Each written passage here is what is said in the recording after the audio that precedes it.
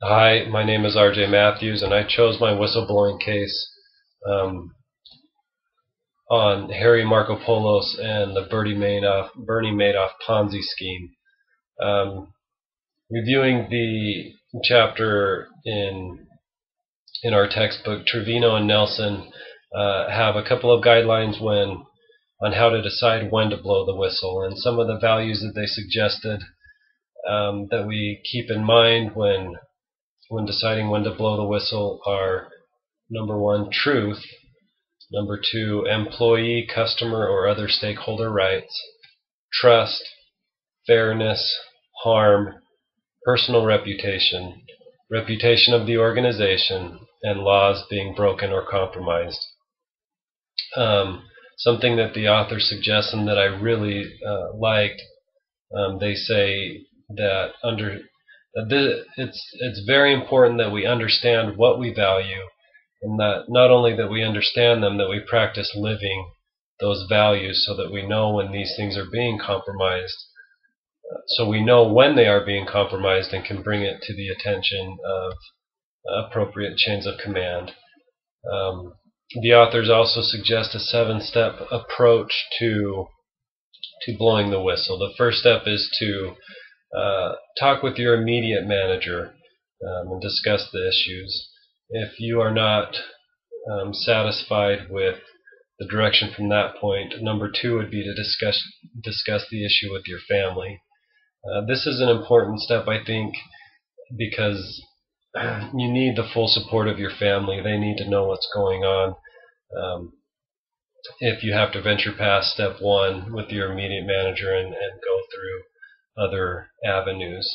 Step three is to take it to the next level, of management. The authors suggest including your immediate manager in this so that they don't feel like you're stabbing them in the back or going behind their back. Number four is to contact your company's ethics officer. If at this point you're still not satisfied, consider going outside your chain of command. This would be to different departments within your organization, perhaps the HR department, the legal department if laws are involved, or the audit department for different accounting issues. Number six is to go outside the company, and number seven is to leave the company. The last few steps of this are considerably risky, and that's why this leave the company option may be, as the author suggests, may be an option at any point after step number three of talking to executives or higher level management about your problems. It may, your job may be affected by doing this, and the author suggests that leaving the company is an appropriate action, perhaps at any point after that.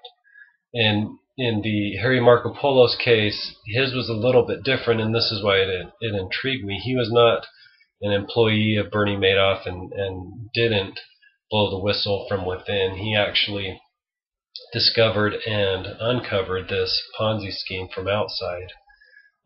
He did, however, use a similar approach in that there was a chain of command, and it just so happened to be that in this chain of command, the first and the last link was the SEC, the Securities and Exchange Commission, which oversaw Madoff's investment firm. On repeated occasions, Marco Polo raised his concerns to the New York office of the SEC, which had direct jurisdiction over Madoff's investment company. He, in fact, raised his concerns in multiple letters and to at least two different directors of that same New York office of the SEC.